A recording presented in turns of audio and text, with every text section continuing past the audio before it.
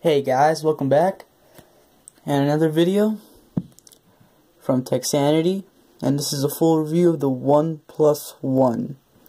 Now, my first video was a video of OnePlus One, but it was a complete fail. My best video right now is the Motorola Moto G 2014 Lollipop review. I was gonna add some info on, specs on the Moto G, but forgot. But I won't do it with the OnePlus One, because this phone is one of my favorites, and it's CyanogenMod. One of the few Android devices that are actually really good, and that are in the United States. Now, let's start with the screen size and basic specs. Now, this OnePlus One is a 5.5-inch screen, unlike the Apple iPhone 6 Plus, which is a 5.5-inch screen too. Except when I compared these two phones together, the Apple iPhone 6 Plus is slightly larger than the OnePlus One, but the screen size is the same, and so is the resolution. Apple iPhone 6 Plus is a 1080p display. This is Full HD 1080p display with 441 ppi, 801 Snapdragon CPU with these are not stereo speakers, but with speakers, dual speakers, and a micro USB. Now, this model that I have here is a 64 gig stone black.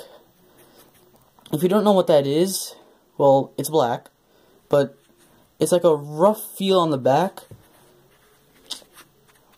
I don't know if you understand, but it's a lightweight.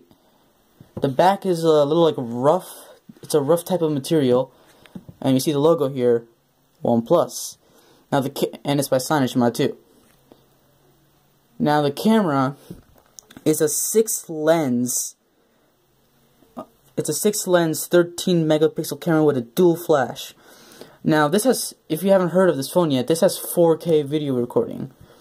And it's also compatible with 4K video watching on YouTube, but not many videos have them yet, so I haven't tested that out. But overall, this phone's performance is really good.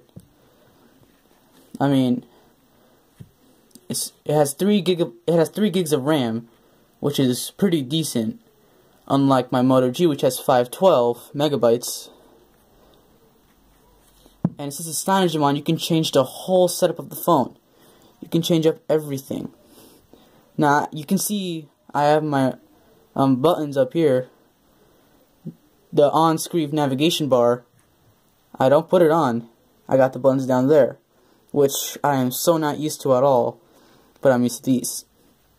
But since the new Android 5.0 update came out on my phone, I'm used to that now.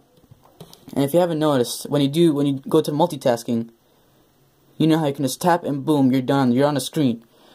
On my Motorola Moto G, it's like you go multitask, you tap on the screen, nothing's gonna happen.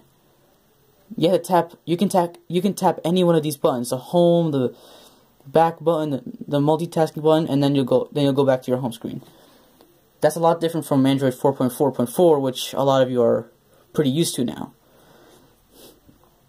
Now, gaming performance on this is decent.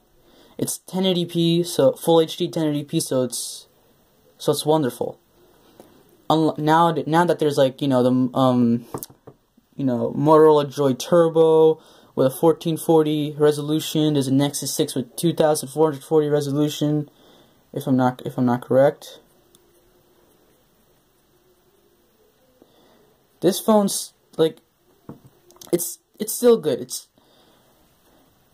It's a decent phone, and it says on their website it's a 2014 flagship killer, which I totally agree. It's just that the only big mistake they've made was not actually letting people pre-order it. Because who's gonna wait for a stupid invite just to get this phone? I mean, it took me a while to get an invite. When I did, I immediately bought another one for $350. But this is the one I've opened. The other one, it's still in the box. But overall, this is perfect. I mean, it might be a little big, depending on your hands. But it's good. Let's say we compare this with the HTC One M8.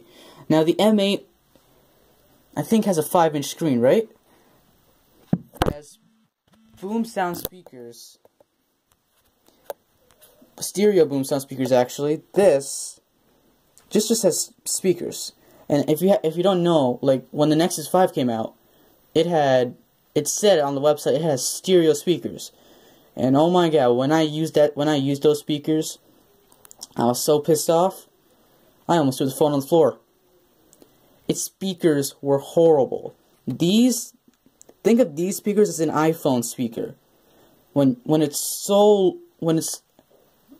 rarely hearable, you gotta have to put your hand on the bottom here, and then you can hear decent quality. Even my Motorola Moto G has stereo speakers. So does the Moto X. So does the Nexus 6. HTC One M7, HTC One M8. There are a lot of phones out there with stereo speakers, and they're not lying.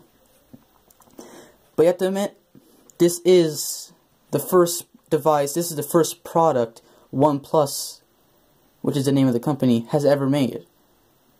And if you haven't heard either, there's rumors about a new OnePlus watch, smartwatch wearable. You never know, and they say it's going to be circular. You never know. It might be round. I mean, it might be square. But I suggest you get this phone still, though. I mean, this phone is everything. If you like the LG double tap, guess what? It has the same thing. Double tap opens up. You can change the whole ROM for this. You can reboot this phone. You can do whatever. You can do whatever's on this phone. It's pretty fast, and since it has 3 gigs of RAM, it's really good. It's CyanogenMod, which is even better. You can change the whole interface of the phone. You can change the whole look of it. Not meaning physical, but internal. Well, really, that's all I got to say right now for the phone. But there will be comparisons on this OnePlus One, and for all you Apple fans out there, the iPhone 6 Plus. So 6 Plus against OnePlus One.